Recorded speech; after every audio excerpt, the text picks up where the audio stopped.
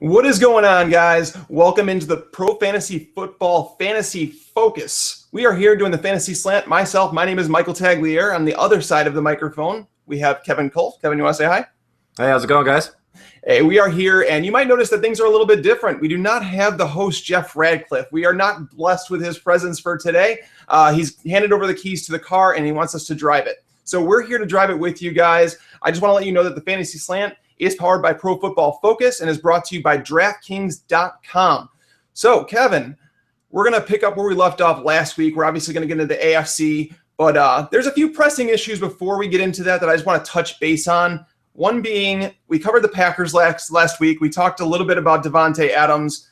What's your take on the whole thing with Jordy Nelson, the torn ACL? Where are you taking Davante Adams? And, what's your advice in the situation? Is Richard Rodgers someone that you debate now in drafts? Do you think Randall Cobb gets any bump? I'm curious to find out what you think.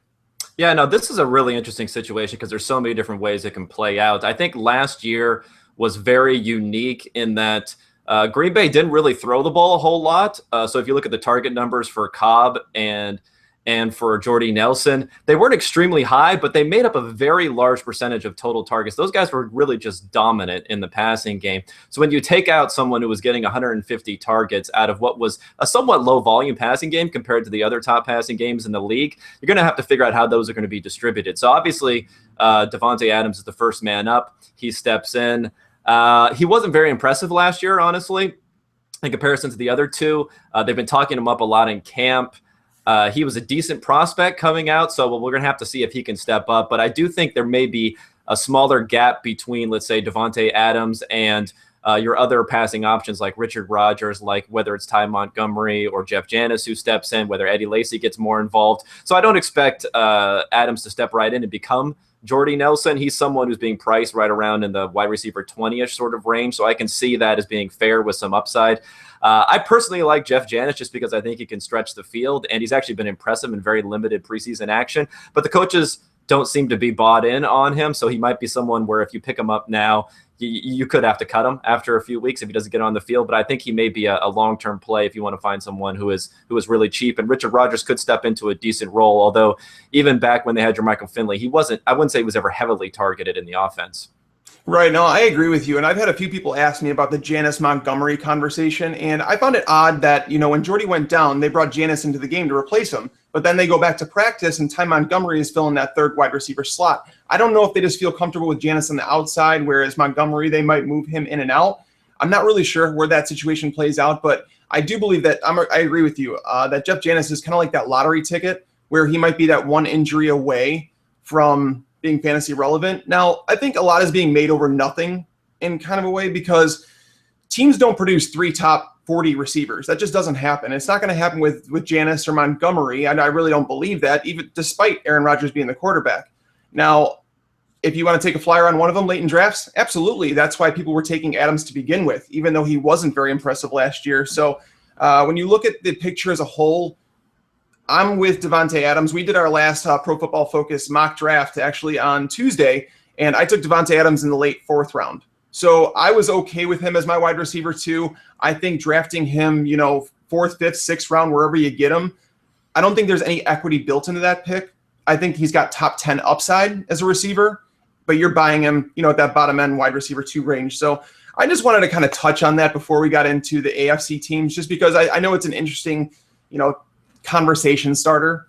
And if you guys care to, follow us on Twitter. I'm at Mike Tagliere NFL. And then we got Kevin. He's at Cole Kev. Is that correct? Yeah, Cole_Kev. Cole_Kev. We're obviously on there having conversations with you guys all the time. That's where you can get a hold of us directly. That's where we have those conversations and talk about guys like Jeff Janis, Ty Montgomery. So getting into the AFC preview, it was 2 weeks ago now, we did the NFC preview, talked about some players, some options, not the obvious choices, but more of the deeper roster choices that you'd have, in those, 8th through 16th rounds in your draft. So we're going to start out in the AFC East here, and we're going to go to Buffalo. Now, Buffalo obviously has made some huge changes this offseason, brought in Rex Ryan, is sitting there with a 3-way quarterback battle. I don't know if it's really a battle anymore. I'm kind of seeing it going towards the Tyrod Taylor sweepstakes, and I think it might be beneficial for somebody like LaShawn McCoy in the running game when they want to run the ball 40 times a game. But I know that you talked on Twitter. It's kind of an interesting segue here, but I know you talked on Twitter that you're starting to end up with Sammy Watkins on a lot more fantasy teams. Can you elaborate why? Well, mostly because of price. If you see what he's done over the course of the last few months, I mean, one of the things that I've looked at is there have been these MFL 10 drafts that have been going on for a while. So those kind of give you some accurate ADP, even in the early offseason. So those have been dropped. I mean, he was going in the top 40 picks, and now he's somewhere around 60. So he's in the wide receiver, let's say 25-ish sort of range, maybe a little bit later, closer to wide receiver 30, whereas he was going closer to wide receiver 20 before. So I think it's going to be a low volume passing game. But you have to think about Sammy Watkins for a second. Let's imagine for a second the narratives were a little bit different on it. We're talking about the number 4 overall pick last year. They gave away, they sold the farm to trade up and get him. He was someone who was seen at the time as being a Julio Jones type talent. I don't think he is. But he was taken 4th overall, so he was seen as that type of talent. He had almost 1,000 yards. He had 6 touchdowns. Even in a low volume passing attack, I think he's a guy who could approach 30% of targets, and he has that upside. So you have guys like Cooks, Matthews, Evans, all these guys trading up and moving up the boards further and further, starting to get into, closer to the first 15 wide receivers. And this guy is falling back towards wide receiver 30, where he was seen as being the number 1 wide receiver last year. So I just feel like he's a good value play, and definitely someone who has upside if they decide to juice up the offense, because we're already assuming the worst as far as pass volume is concerned. We kind of are, and that's where I'm at the position now to where if you're a Sammy Watkins owner, who do you even want to be the starter? Yeah, that's an interesting question. I think Tyrod Taylor actually looked decent. The one question mark with him is he could run the ball a lot. But I think I like guys who you don't know what they're going to do, because let's face it, even the downside for someone like Tyrod Taylor may be around the middle range expectations for someone like Matt Castle. So if for some reason he actually steps in and he makes that offense effective and he's able to run the ball and get further down the field, he could be a great option. I think he's not going to be drafted probably anywhere, so I wouldn't necessarily draft him, but I think he is one of the reasons that late quarterbacking, there's lots of options there, and he's a guy who you can find on the waiver wire who may surprise, because we saw a lot of guys come in their first year, if they're willing to run the ball, like Colin Kaepernick, like Newton, like RG3, he could be very, very decent scoring and give you that running floor, and especially if you're in a 4-point passing touchdown league, the running quarterbacks are just great in those leagues, because you can get the 6-point rushing touchdowns, and those yardage totals are really huge. No, absolutely. And that's the thing is, like, when you're drafting those wide receivers in that, 15 to 30 range, they're kind of all muddled together. So going with a player like Sammy Watkins with the upside that he could come with, I'm in agreement with you. I think when you get to the point, I just looked, he is the 26th receiver right now being taken in drafts. So I am more than comfortable taking him there. That's like Jeremy Maclin territory, and I'll take him over Jeremy Maclin every day. So that's it. That's all we're gonna cover on the Bills. We're gonna move on to the Miami Dolphins now. The Dolphins, the player I want to talk about, it comes from the tight end slot. Now, if you don't know, Jordan Cameron is now with Miami. I believe that Jordan Cameron fits Ryan Tannehill, what he does best, very well. Like right across that middle of the field, that Jarvis Landry territory. That's where I want to talk about is he going to eat some of that? Are we concerned about the concussion history? I see him going anywhere from the tight end 5 all the way to the tight end 14. The range on Jordan Cameron right now, nobody knows, and nobody seems to have a firm grasp on what the consensus is about him. What are you thinking about Jordan Cameron? Are you taking him as your tight end 1? Do you prefer him as a streamer? What do you feel about him? Yeah, I mean, I think he's an option that a lot of guys like. I'm probably not as high on him as some others, only because if you're gonna pick someone in that range, I mean, you could get someone like Jason Witten cheaper than that, right? And you kind of know how many targets he's going to be a part of the offense. For Cameron, it's a little bit wait and see. I mean, Clay was heavily targeted in that offense, but then you have some new options this year. You have Stills coming in. You have Devontae Parker, who's eventually going to get healthy, who will be in the mix there. You have Landry, of course, who's going to be there for the entire season. So they're going to have to distribute the ball across many different options. And I think Charles Clay might have actually fit a little bit better with Ryan Tannehill just because he wasn't a field stretcher. I mean, Cameron's got awesome speed, and he can really run down the field. Whether or not Tannehill will be able to take advantage of that will be interesting. But obviously, tight ends work in that middle of the field area. So I think he's a very safe target in that area. but he's not as safe as someone, like I said, like Witten, if you wanted to just lock someone in. And then there are other guys available a little bit later who I think are similar, maybe like a Tyler Eifert or someone like that, who's also has a great physical profile and looks similar. So I think Cameron's a good pick. I haven't found myself taking him a lot just because he's a little bit more expensive than I would want right now. And in that range, I'm probably trying to still load up on either a third or fourth, maybe a third or fourth wide receiver in that area. No, I understand that. But to be honest, I'm on the opposite end of the spectrum where I've ended up with Jordan Cameron on quite a few fantasy teams. And the reason I've ended up with him is because I feel he offers that top 3 upside if he's healthy. Now, Miami seems to be lacking that true, that end zone target, that guy that they could throw it up to. I understand that Devontae Parker, there's a reason he was drafted, but he's hurt. He's a rookie. He's coming in. Now, Jordan Cameron showed us that he could produce in Cleveland with, an awful situation. The guy was being doubled, but he was still scoring.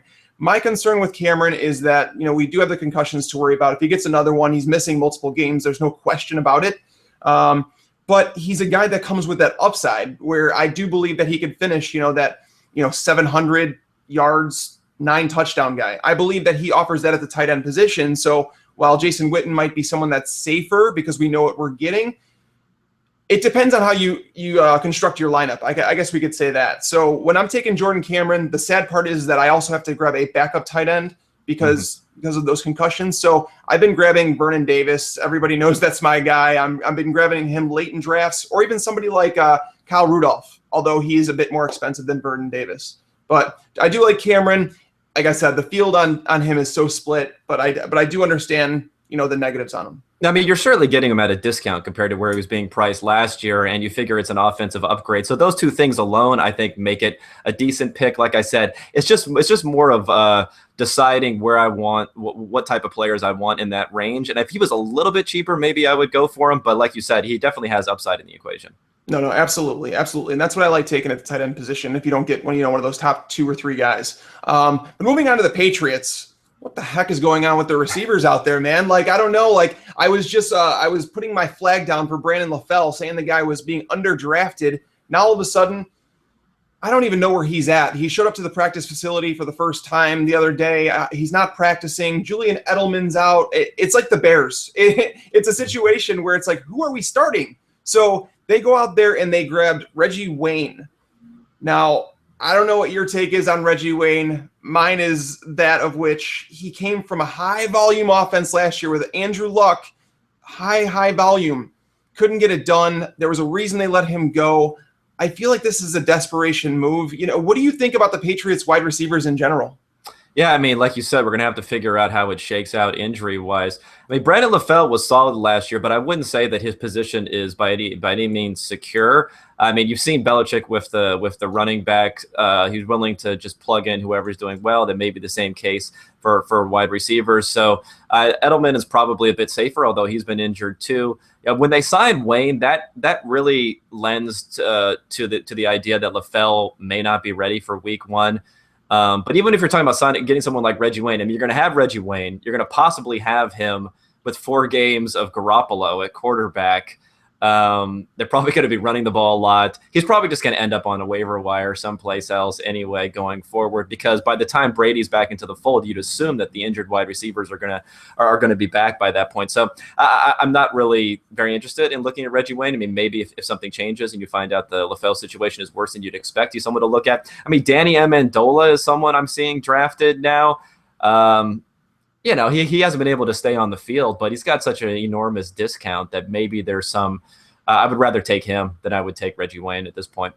I'm with you 100%. I heard some people on Twitter talking about the fact that they felt that Reggie Wayne could actually have wide receiver 3 numbers, and I'm not on board with that at all. I do believe Edelman's going to be back. I think they're just nursing him, making sure that they keep him somewhat healthy for the regular season. LaFell's someone I'm a little bit more concerned about the more I hear about it, but it's definitely something to keep an eye on.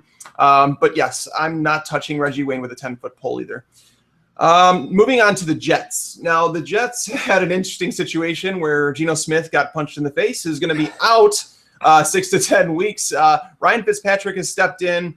It's going to be a little bit more of a consistency at the passing game. We know that, we know the guys like Brandon Marshall. We know the guys like Eric Decker. But my question about this offense, Chris Ivory, Now, is he a guy that you could draft, towards that, RB 28 to 34 range and get, Mark Ingram type numbers? What do you think? Yeah, I definitely think so. It's interesting, though, because he's moved up a bit over the course of the last couple of months. I think the fact that in the preseason game, he caught a couple of passes really helped a lot, because that's the main concern with him, especially if we're talking about PPR leagues, which kind of dominate a lot of the higher stakes leagues, you could say. So if he's going to be able to get involved in the passing game, he's shown decent hands. I think he's more talented than Mark Ingram, probably. I mean, I think his closest comp is probably someone like Marshawn Lynch, quite honestly. He's just played on some poor teams and he's had some injury history. He's always been extremely effective running the ball.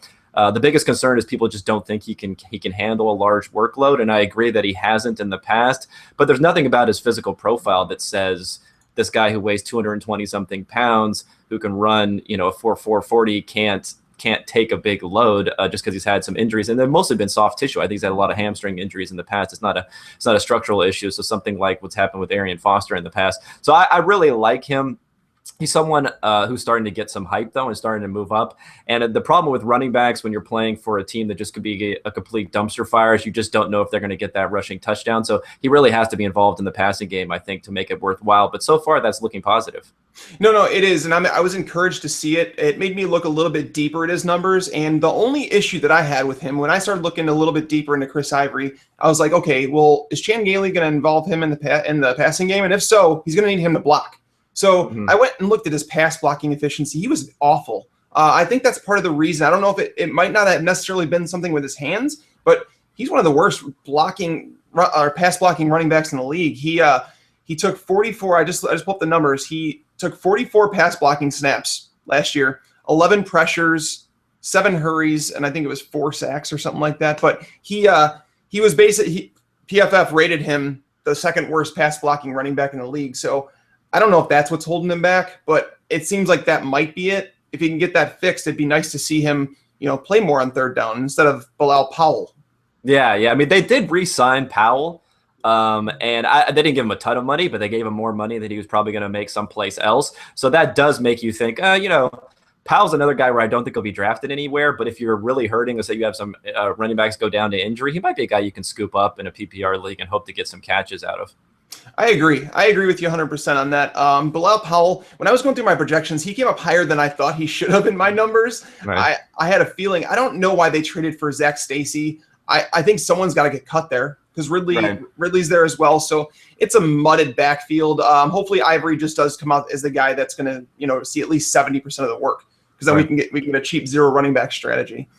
But moving on to the Ravens, and we know that Mark Trestman went there this offseason. We know that Justin Forsett's going to catch a ton of passes. He's someone that's on everybody's radar. We know he's a top, in the top 2 or 3 rounds. But where there's gold to be had on this team is the right wide receiver core. Now, Rashad Perriman was drafted. Everybody wanted to say, Torrey Smith's gone. This guy's better. He's faster. He's bigger. I'm one to sit here and say that game tape is different than track speed. And like the way that Torrey Smith plays the game, you watch him, he's fast. Rashad Perriman, to me, is a little clunky of a receiver. He seems like that clumsy one, like that big Mike Williams type receiver. And I know that's not a comparison Rashad Perriman, dynasty owners want to hear, but it's just something I believe he comes with plenty of bust potential. Now, his ADP has started to show that. It started to drop because he still hasn't practiced. He's still out. But you're looking at the guys like Kamar Aiken, Marlon Brown. Is there anybody in this receiving core that you'd feel comfortable with taking as, your wide receiver 4? Well, yeah, I think that Steve Smith obviously is still there. He's someone who's been moving up boards.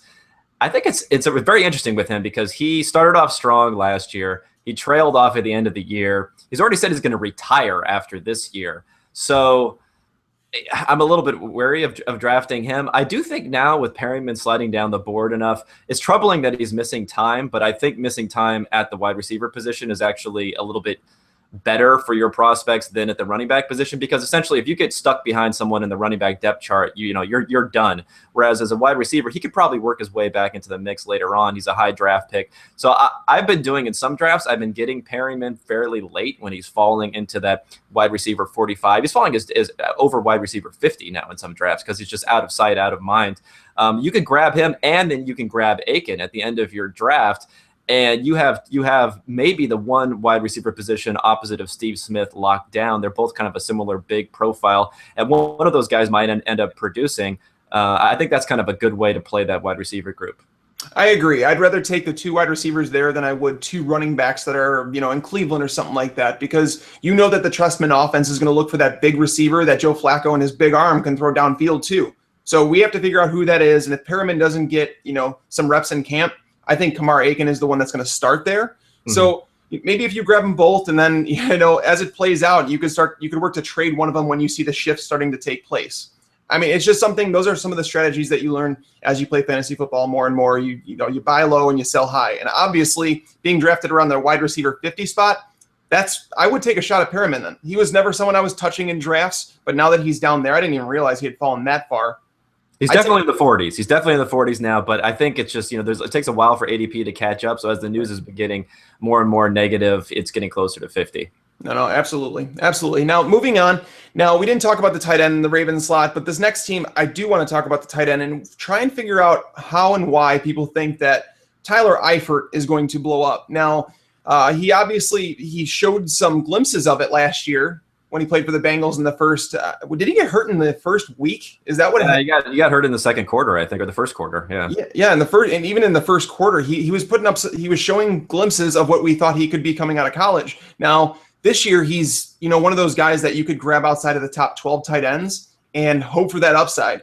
My concern is that it's the same concern with AJ Green in a way. Now AJ Green, I believe, is a top 3 talent at the wide receiver position in the league, but we have to deal with the struggles of Andy Dalton, the streakiness of Andy Dalton.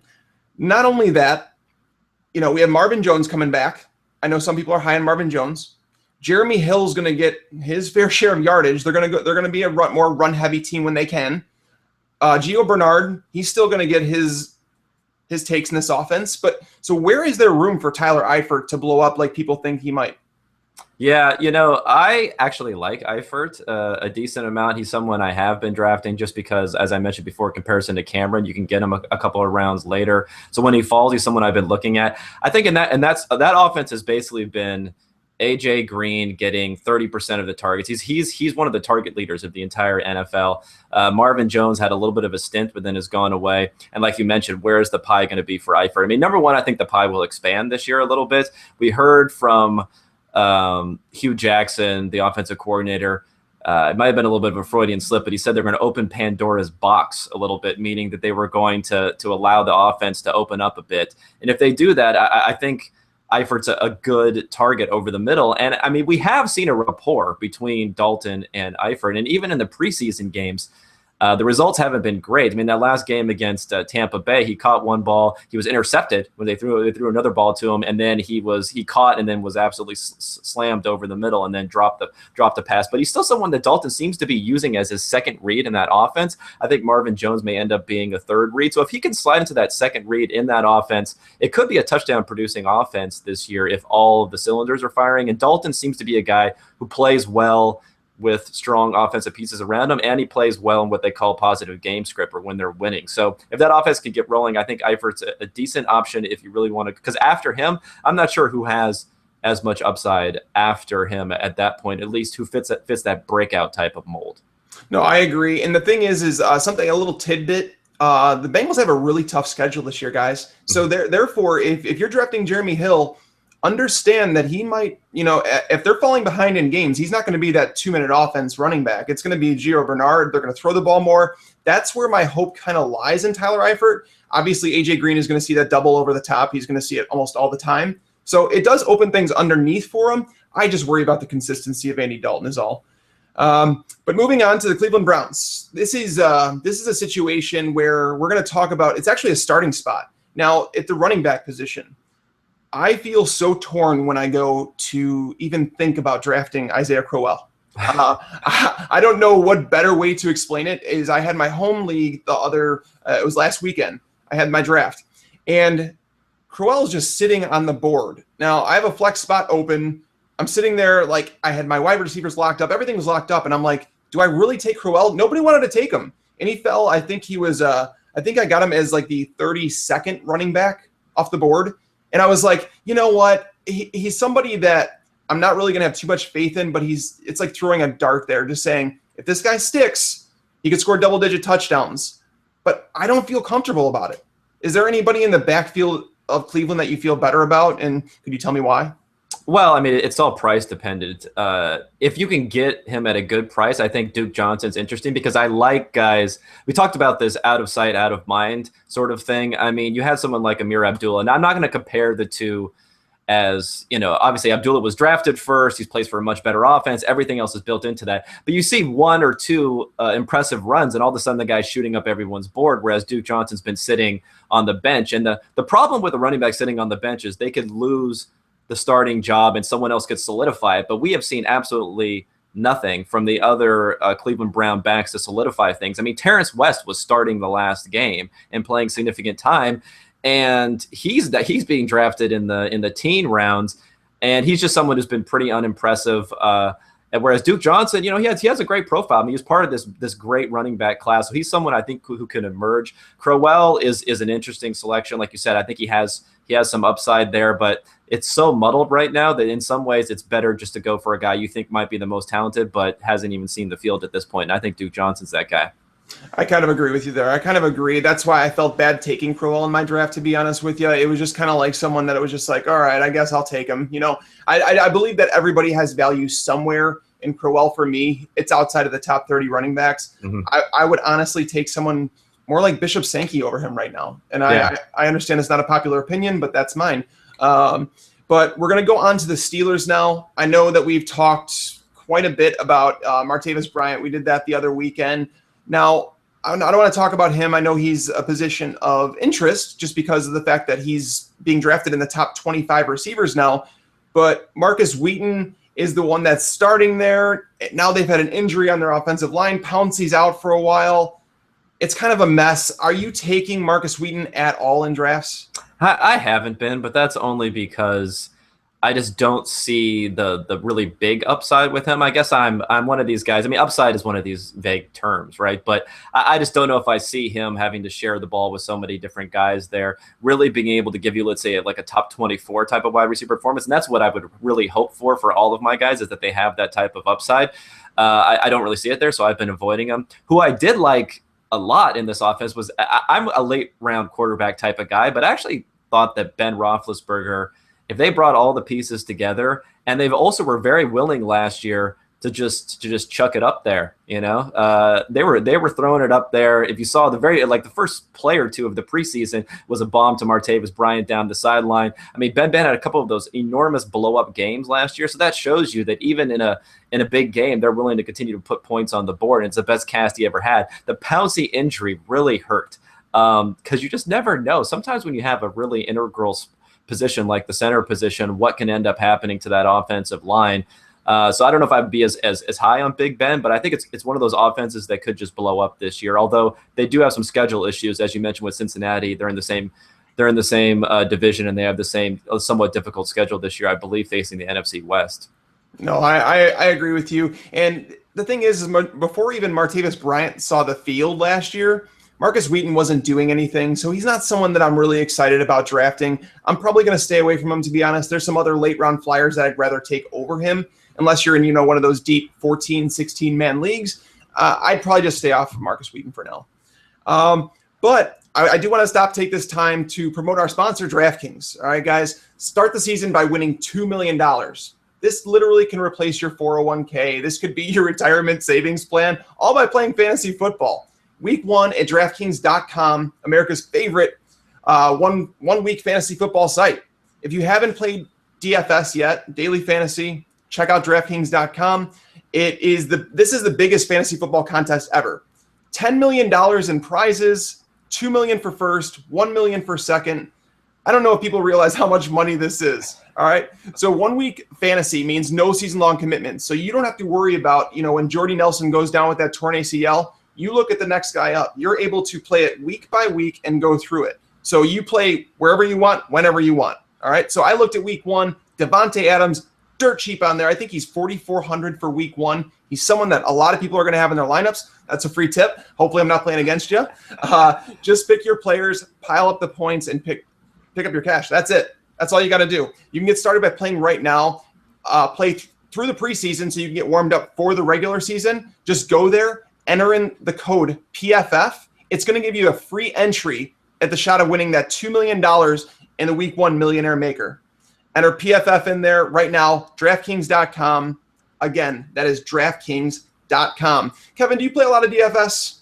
I started, I was one of these guys who, I don't know why, I thought that it was like snobby, or it was good to say, oh, I play season long because it involves some sort of, next level chess strategy. But then I really got into it last year, and it really is a lot of fun. And especially because of the fact, like you mentioned, that it's just new every week. So, and that the salaries for week 1 are going to be crazy because they've already been posted at a lot of these different sites. So you're basically going to say, Devontae Adams and Devin Funchess and all these guys who have been propelled into the starting lineup are going to be in a lot of lineups. You're going to be able to build some real powerhouse lineups week 1. So I can't wait to see what's going to happen. Absolutely. Absolutely. I want a shot at winning that $2 million. But again, don't forget to head there, put in the code PFF. That's going to get you a free shot to win $1 million.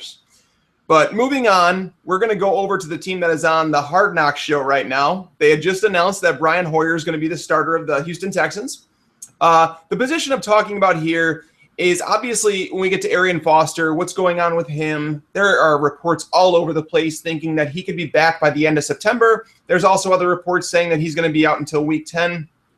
I really don't know where he's going in drafts now. You're seeing it kind of all over the board. But the question is who's going to fill his void while he's gone? Is it going to be Chris Polk? Is it going to be Alfred Blue? I know Blue is the one being drafted as such, but, do you believe in Alfred Blue? I don't know if I believe in him, but I think he's pretty locked in. Running back is one of these positions that it's very difficult to tell talent sometimes because it's so dependent upon the offensive line, and the coach is really making the decision who's going to be in there. So they used him last year. They've been looking at him in the preseason this year. They didn't bring anyone else on board. It seems like he's a guy. Now, where you should draft him, I really don't know. The situation with Arian Foster and his injury, and you're getting reports about it being a 3-month timeline, then you're getting reports about it being 4 to 6 weeks. These coaches are just awful as far as giving information on when it's going to happen. So I don't know where he's a good place to draft him, but if you were drafting around the 10th round or something like that, and maybe if you were doing a wide receiver heavy draft at the early portion of your draft and you wanted someone you could figure you could plug in there for a few weeks, maybe he's a decent choice at that point, because I think that he's probably locked into at least the first shot at that starter role. And if he can get things going, then he may be a value for those first handful of weeks.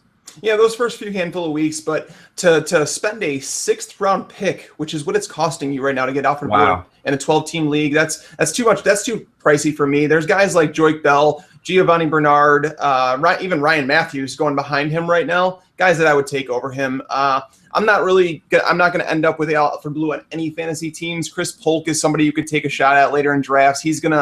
I do believe they brought him there for a reason. He might be like that goal line back, while Alfred Blue might see, 65, maybe a 65-35 split. I could see them doing that at the running back position. But overall, with the price that's built in there, I'm avoiding at all costs. And I was asked earlier today where I would take Arian Foster in a draft if I were drafting right now. And I feel so torn because when the guy plays, he's lights out. He's just that good. So he is getting older. So I said I'd pull the trigger in the 6th round. I don't. Is that somewhere around where you'd feel good taking? I don't know. I'm probably too conservative when it comes to these types of plays. I just hate drafting guys when you don't know what's going to happen. We had this situation last year with, all this talk about Josh Gordon right before the season started. Was he going to play? Was he not going to play? And I'm not saying this is obviously it's a much different situation because we're not talking about a year-long suspension, but you just really don't know where he's going to go. So maybe I would feel comfortable at this point, but then I feel like you're really just risking a chance, and there's still some quality guys available in that area. So I haven't been taking him. I may end up regretting that later, but I'd rather not risk, taking using up a bench spot for 2/3 of the season.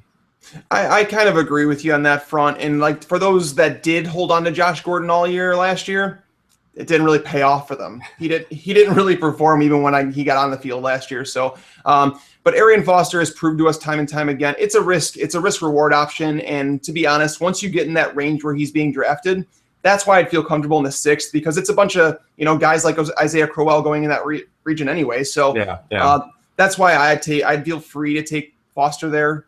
Just hoping for, even if you can get 5 top 10 performances, it's going to be worth it there. Right. But moving on to the Colts. Now, the Colts is, we know it's obviously a high-powered offense. They're going to put up points. People are talking about Andrew Luck breaking records and whatnot. I don't know if I'm on board with saying that. However, one of my favorite sleepers in all of fantasy football is on this team, and that would be Dante Moncrief. I know a lot of people are giving me flack about it. They're saying, what are you talking about? They went out and got Philip Dorsett, T.Y. Hilton, Andre Johnson. I think that Andre Johnson is the guy they went out there and drafted to know he can play that spot right now. He could post up. He's that outside receiver that they need. Now, Dante Moncrief is the only other receiver, I believe, on the roster that is prepared to take over that slot. Andre Johnson has played a lot of games recently. However, he's still old and he's still kind of fragile. We know that. So if they're asking him to play a full-time role in a fast-paced offense that's going to put a big volume, if he goes down, I believe Dante Moncrief is the one that steps into that slot and takes over as that true, I guess, number 1 receiver, although T.Y. Hilton would produce likely a little bit more. I just think he's that Devontae Adams type lottery ticket that could win you your league. What do you think about that? No, I totally agree. In fact, Adams and Moncrief were 2 guys that I was taking before. I mean, before the Jordy Nelson news also. And, Moncrief you could get for really cheap, especially after preseason games where he wasn't playing, and then Philip Dorsett came in and they were using him quite a bit, and a lot of people were basically saying, that's it, Philip Dorsett's the number 3 receiver and Moncrief is moving down. But can you really imagine a scenario where Andre Johnson wasn't playing and they would have Dorsett and T.Y. Hilton running around out there? I just don't see that happening. And another thing that's good about Moncrief is, he had limited opportunities last year as far as being able to play, and he produced. I mean, he had a big game in Pittsburgh. He looked really good. He's got everything you could want in a receiver as far as the size, speed. And so he looked really great. So I think he's one of those guys where if you're drafting, his baseline value is not that high.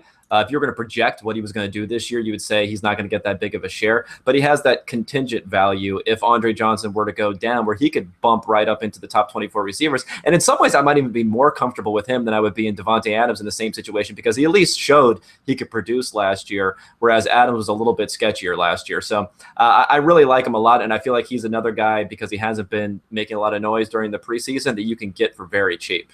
100%. People have forgotten about that. People just remember, they have that short-term memory. And it sounds like Kevin's on the same page as me, to where when I'm drafting receivers at my bench, I'm taking guys like Moncrief. I'm taking guys like Devontae Adams. I know a lot of people were saying, what happened to Jordy? All those people that made stupid decisions on drafting Devontae Adams got lucky. I don't buy that. I believe that's why you draft Devontae Adams. I believe that's why you draft guys like Dante Moncrief, because you prepare for those situations, compared to a guy like Eddie Royal, who is already a full-time player. It doesn't matter if there's an injury, but the guy is not going to be a top 30 receiver. It's just not going to happen. So that's why I love taking guys like this late in drafts, and he's not even in the top 65 taken. So it blows my mind. It really does, and he can be taken for free. You can get him, 15th, 16th round. Yes, I'm taking Dante Moncrief all day. And there's not, there's a greater than 0% chance that Andre Johnson could just fade away at some point too, and they could just start running more 3 wide receiver sets, and Dante Moncrief could start getting the ball a little bit more. I mean, Andre Johnson was bad last year.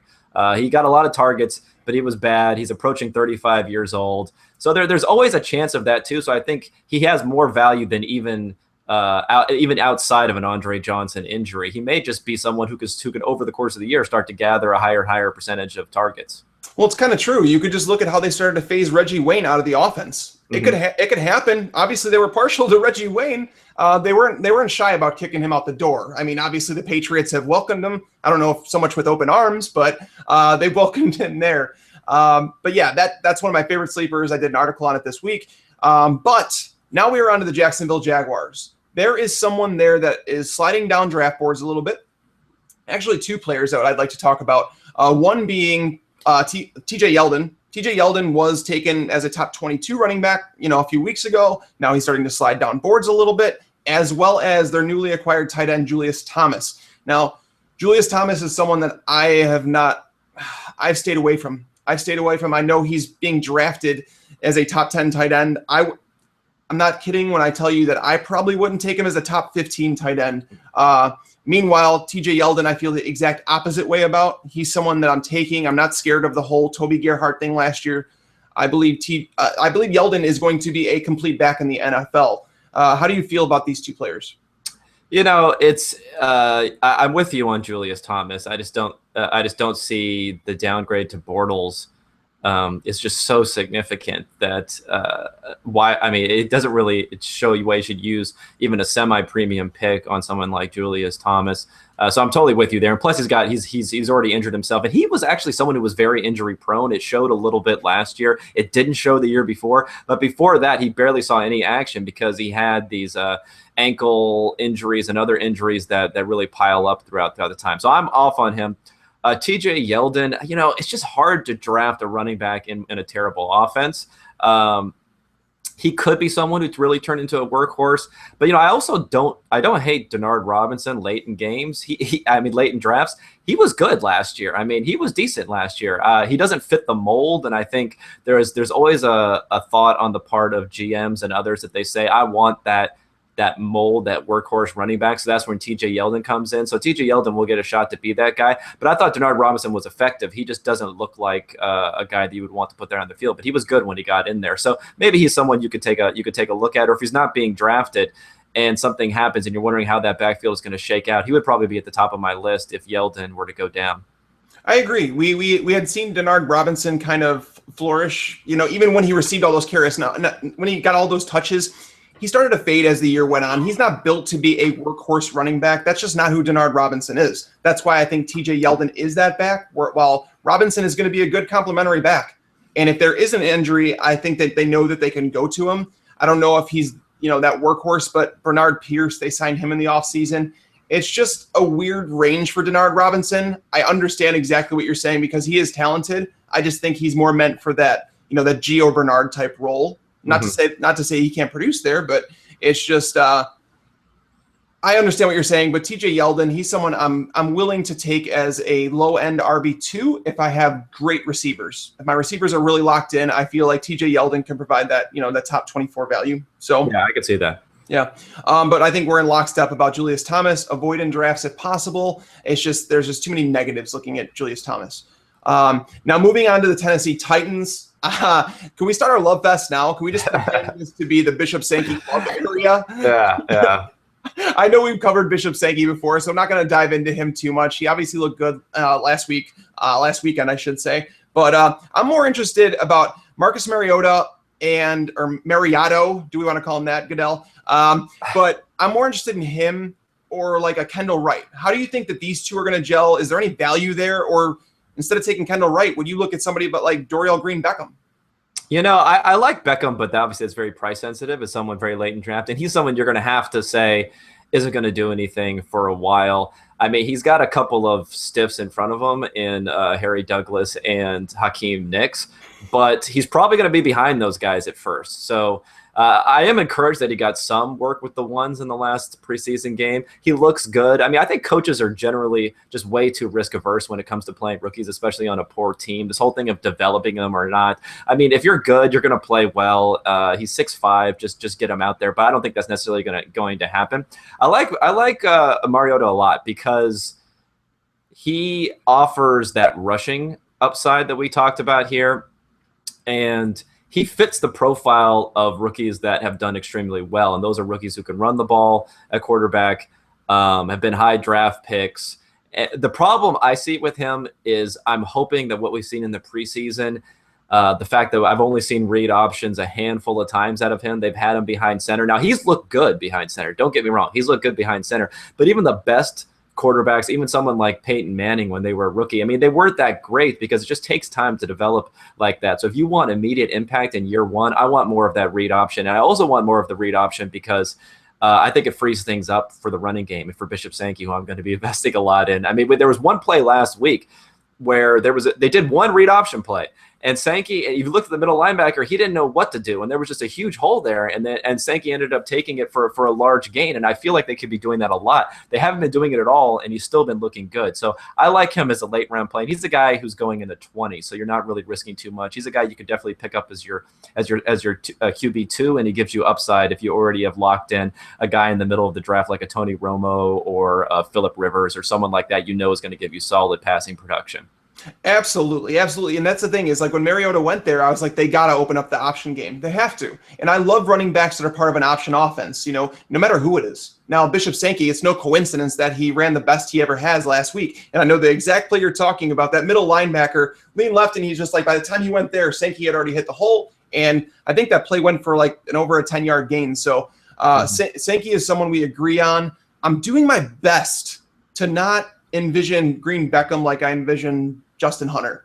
Now, I understand it's a new situation there, and Mariota is going to change things. But Tennessee and their receiver position right now, it's not something I could get excited about. It's just really not. I mean, Mariota, yes. And I understand, and I've heard reports. I want to talk about something real quick. I've heard reports about Mariota and everybody talking about the fact that he wasn't throwing interceptions in camp to be a bad thing. Now, if you're talking about a veteran quarterback, yes, it's a bad thing. If you're talking about a rookie like him, I think it's a really good thing, and I'm going to tell you why. Because they need confidence. There's a reason that I believe that quarterbacks that are drafted should not be just shoved into a starting job. Like, think about it. There's a lot of guys that literally just ruins their confidence. They get thrown in. They're not comfortable in the system yet. They need to learn it. And Mariota is taking baby steps. He's walking before he runs. And that's what I liked about him. So the interception he threw, that's fine. I understand he threw the pick in the game, his first game after all these practices with no picks, but don't look at it as a bad thing. Look at it as this kid is building his confidence, and I think it's going to translate, into games. I think he's going to be more NFL ready than a lot of these rookie quarterbacks have been over the past few years. Actually, one quick thing on Kendall Wright. He is someone that I like a lot. If you remember a couple of years ago, he had an impressive year. He was a little bit off last year, but then again, he had the I'll call it the unholy trinity of Mettenberger, Locker, and Whitehurst last year. So this year, it's a big upgrade, and there's been a lot of talk about the chemistry between Mariota and Wright.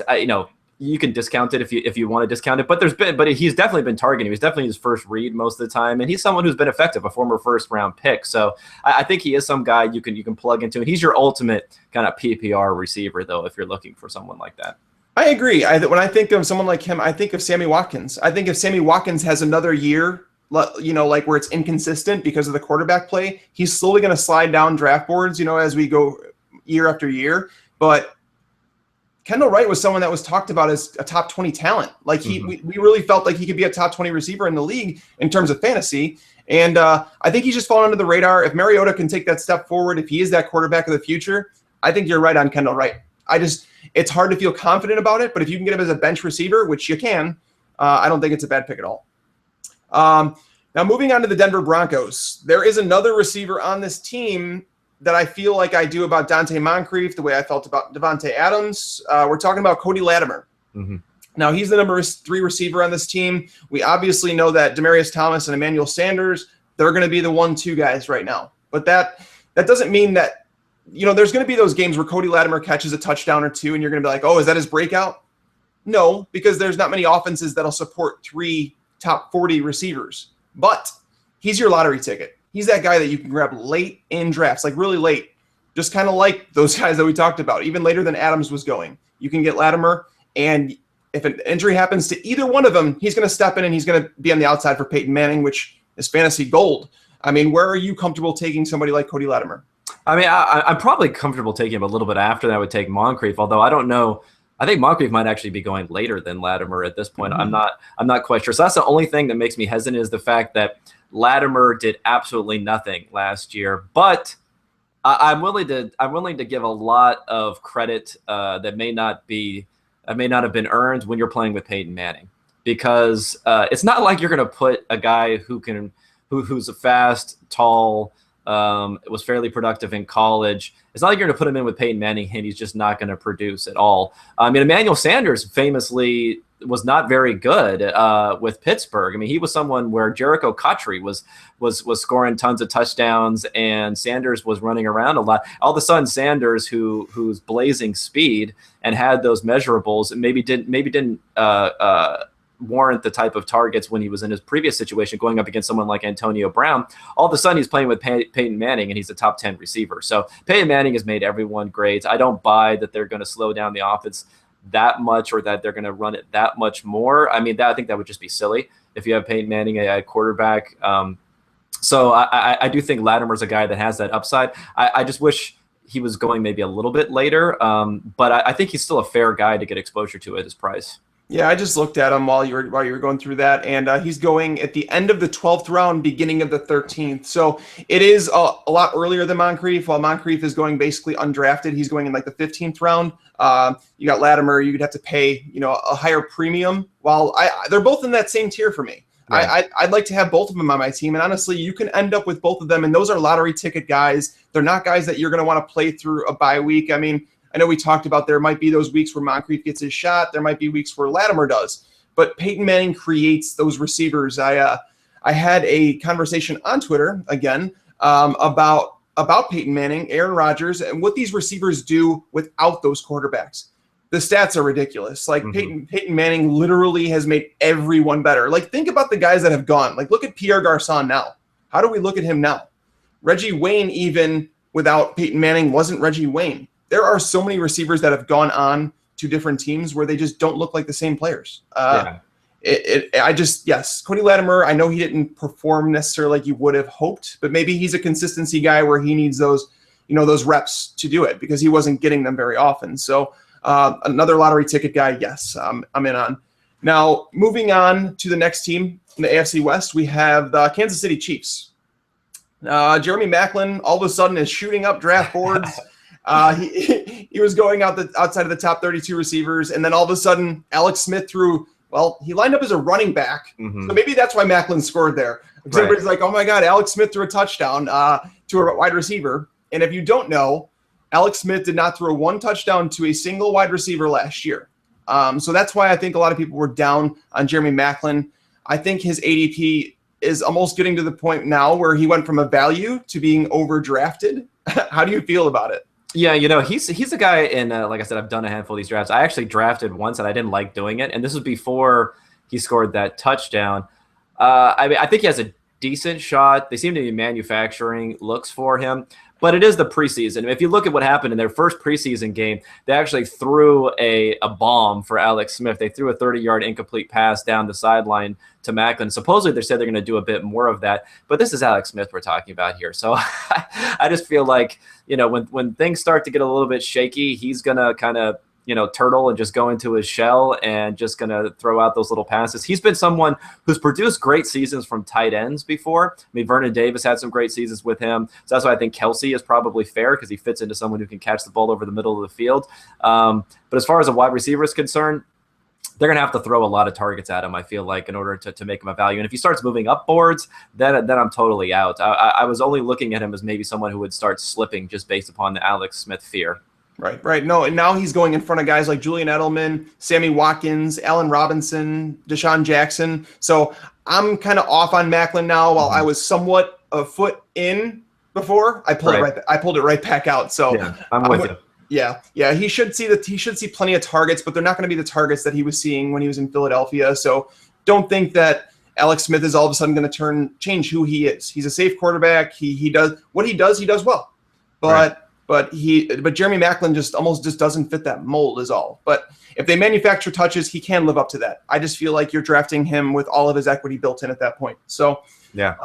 Moving on to the Raiders, I was a little upset when they went out and got Roy Halou this offseason because I'm a huge Roy Halou fan. I wanted to see him go to New England. I really, really, really wanted to see him there because I feel like Roy Halou can be a 3-down back in the league. Now, I know he hasn't really gotten that opportunity outside of a few spot games in Washington, but some people are talking about him as being an ultimate zero running back and that they don't believe in Latavius Murray.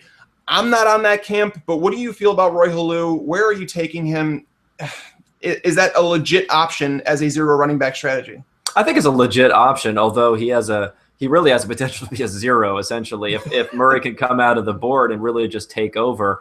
And the thing is, Murray can actually catch the ball too, so it does concern me a bit that they could just make him into a workhorse. And I like him a lot. He's probably at least a little bit expensive for playing in that offense, but Murray's a guy I like a lot. I mean, I think Halu is great. I don't really understand how guys get a particular reputation. Like, how does Halu get this third down back reputation? Obviously, he's great catching the ball, but the guy is 220 something pounds. He looks like someone who should be able to play within the tackle. So I think he has he is a guy, if you're going to pick someone who is down in the depth chart, and as much as we like Murray, he has something like 80 career rushes, and he hasn't been able to stay healthy also. So I think he is a good guy to pick up later on in drafts. And I mean, I'm saying this a lot, but once again, he's a guy who's been injured, so no one's really thinking about him right now, and he hasn't had a chance to show off some of his electric upside that he displays in games. No, I agree. And actually, I'm a huge Latavius Murray fan. Now, I just believe the size and speed that he comes with, he fits the part. He has that. Now, almost the comp that I came up with when thinking about Latavius Murray, which is kind of sad. It's going to make me sad to say it. But Darren McFadden, you think of a guy that was big, agile, could move like those smaller running backs, but could never stay healthy. I worry that there's a little bit of DMC to Latavius Murray's game. But I do like Roy Halu. I believe he's going to be a lot more reliable in a way, just because even though he's that third down back in this offense right now, the Raiders have a awful schedule. The conference the division they play in, it's not very good for running backs. The Raiders are not going to be winning many games where they can sit on the ball and Latavius Murray is going to see 20 to 25 carries. That's going to happen maybe a handful of times in the year. Meanwhile, when they're down against teams like the Broncos, like even the Chiefs will say, they're gonna be throwing the ball. And Roy Halu should be wide open underneath, considering that they have Amari Cooper and Michael Crabtree outside now. So he's definitely an interesting guy. Like I love Roy Halu, and I wanted him to get a bigger shot. Unfortunately, it's going to take an injury for that to happen. But I do think he could actually have flex appeal inside PPR leagues. I agree, and let's just be very thankful that Trent Richardson is finally being cast aside. It's amazing once you spend, I mean, he was a number 3 overall pick, right? So finally, how many years does it take to maybe finally get this guy out of the league after being a horrible performance? It just shows you how much kind of perception can drive usage for a long time. So at least we probably are not going to have to worry about him muddying up things. I was hoping not to bring him up, but you ruined that. Thank you, Kevin. Yeah, sorry. It's like a hex on the pod. No, you're all right. But yeah, Trent Richardson, don't even keep his name in your mind. So moving on to the final team that we're going to be talking about is the San Diego Chargers, another team that has a guy that is being completely undervalued right now in my mind. I haven't talked to you about him just yet, but Stevie Johnson. Now this guy has managed to play with we'll call subpar quarterbacks his entire career, yet managed to have 3 1,000-yard seasons. When he had his meetings with a guy like Darrelle Revis, he would always hold his own. Darrelle Revis called him one of the hardest receivers that he's ever had to cover, just because he's unorthodox. Now, that might fit in with Phillip Rivers. Phillip Rivers is not the most orthodox quarterback. I mean, we all know how he throws the ball, but I just feel like Stevie Johnson is being overlooked, and I don't know why. I don't know if it's because of what happened last year in San Francisco, because he didn't play very much. I don't know, but are you aboard the Stevie Johnson train with me? I got to know. I mean, I like Stevie Johnson. I don't know if I'm going to draft a lot of them. I think it is interesting because you mentioned the fact that he had some good seasons with Buffalo. He is unorthodox. I mean, if you watched him play, it was almost like I would almost compare it to someone like a pickup basketball player. Like he was just going out there and shaking and making moves, and then Fitzpatrick would just throw it at him whenever he finally got open. How it's going to work in that offense, I think, will be a little bit more interesting. Obviously, Keenan Allen is getting hype, and they're saying that he's having this great preseason and camp. He was a huge talent who was disappointing last year. So I think Johnson's an interesting guy. If you're looking at somebody though that would benefit from Stevie Johnson being there, I think Phillip Rivers is a really excellent pick this year because they had enormous offensive line troubles last year. He was injured the second half of the season, and he was basically a top 5 quarterback for the first half of the season last year. He's done it in the past. He's been a top 5 guy, yet I'm seeing him go in drafts as QB 14, QB 15. I'm seeing Colin Kaepernick go above him, but yet you're seeing Eli Manning going at QB 10 or in that sort of range. And I mean, he's a better quarterback than Eli Manning. You could say Eli Manning has a better chance of playing well this year, but he's a better quarterback than Eli Manning. I mean, he came out the same year as Eli and Ben Roethlisberger. You could say he's a better quarterback than Ben Roethlisberger also. I mean, Roethlisberger has a lot of options, but he's a guy where he probably has the most complete set of talent around him he's had in a while, and he had a horrible offensive line for a few years. They drafted Melvin Gordon. Maybe they can get the running game going. I feel like Phillip Rivers maybe is the best play there when you think about an upgrade with Stevie Johnson into the offense. I like the boldness of Kevin there. He just came out and just said that Phillip Rivers is better quarterback than Ben Roethlisberger. I enjoy takes like that because they're not the popular ones, but I do believe Phillip Rivers is an underrated quarterback as a whole. Like, you might think of him what you will, like, you know, he's a tough guy and he's got this attitude. I don't care. As a quarterback, the guy's really good. And Keenan Allen, I'm not quite sold on Keenan Allen, which is why I do believe in Stevie Johnson a little bit more. Obviously, you hear rave reviews out of camp, but you've also heard them on Stevie Johnson. The fact that him and Phillip Rivers are clicking, which is really good when you talk about a receiver that has those unorthodox routes. I also love the fact that Antonio Gates is suspended for the first 4 weeks, and that's going to give Stevie Johnson his opportunity to claim that middle of the field. Like, they're going to move him into the slot. I know they're going to move Keenan Allen there. They should move both these guys around the formation. They really should because they're both made to do that. Mm-hmm. But I think there's a big opportunity to be had with Antonio Gates out of the lineup. My only concern is that they didn't really address the offensive line too much. That's my only concern about Rivers. And I know you talked about Eli, and I think at the end of the year, Eli might end up with overall better numbers. But the way he gets there is going to be the key to why I believe Rivers is a guy I would take over Eli Manning. He's going to be a little bit more consistent than somebody like Eli. Well, Eli is probably a volume play. I mean, the second half of the season, I mean, a lot of people are pointing to Odell Beckham. His numbers weren't actually much better with Beckham, but when you get to play the Philadelphia Eagles twice a year, when you get to play the Washington Redskins twice a year, last year they had a pretty favorable schedule across the board. You're going to put up some big numbers. So, yeah, he's not going to give you the volume numbers, but I think Phillip Rivers may be giving you that consistent kind of less risk also in the profile. So there you go, guys. With that being said, we're going to close out this show here. Hopefully you guys enjoyed myself and Kevin. We're going to be here for you guys going forward every single week talking to you about any questions that you might have, pressing topics, injury concerns. But you can go ahead and follow us on Twitter to talk to us in the meantime at Cole_Kev or at Mike Tagliere NFL. You can also subscribe to us on PFF Radio on iTunes. You can go on Stitcher, Blog Talk Radio, as well as watch the show on YouTube, as well as the Fantasy Sports Network.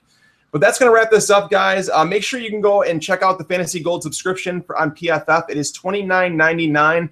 It's a small price to pay considering the information that is provided to you there. We just did our final mock draft. It's updated weekly all the way up until your fantasy drafts. And there's some neat things in season. Go and check it out, guys. But that's going to pretty much wrap this one up, guys.